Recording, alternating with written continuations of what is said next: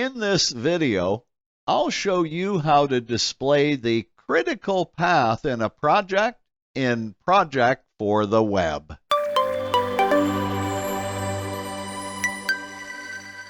If you are a project manager who has transitioned from the Microsoft Project desktop application to Project for the Web, one of the questions you undoubtedly will have is, how can I display the critical path in my projects? I can tell you from experience that this feature is not obvious in the least. So in this video, I'll show you how to display the critical path in a project in Project for the Web. So let's get started. To display the critical path in a Project for the Web project, you need to apply a filter. Here's how to do that. Click the Filters button at the top of the grid view. In the Filter Task side pane, scroll down to the bottom and expand the Critical Path section, and then choose the critical item in that section. When finished, close the Filter Task side pane.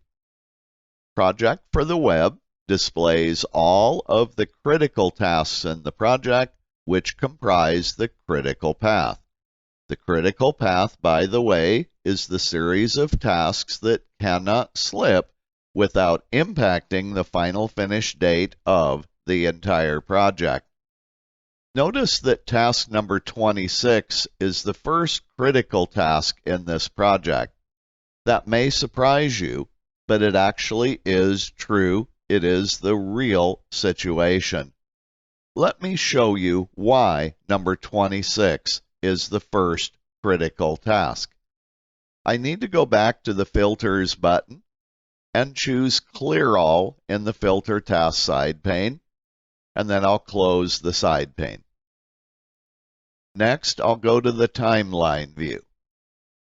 I'll scroll down to task number 26. Then I'll scroll over so I can look at the Gantt bars for this task and its immediate predecessor. Notice the gap between task 24 and task 26. This gap is called slack. If a task has slack, that means it's not on the critical path. It's not a critical task. Number 24 and all of its predecessors have slack or wiggle room. They're not critical tasks. Number 26, as we already saw, is a critical task. It has no slack. Therefore, it is a critical task.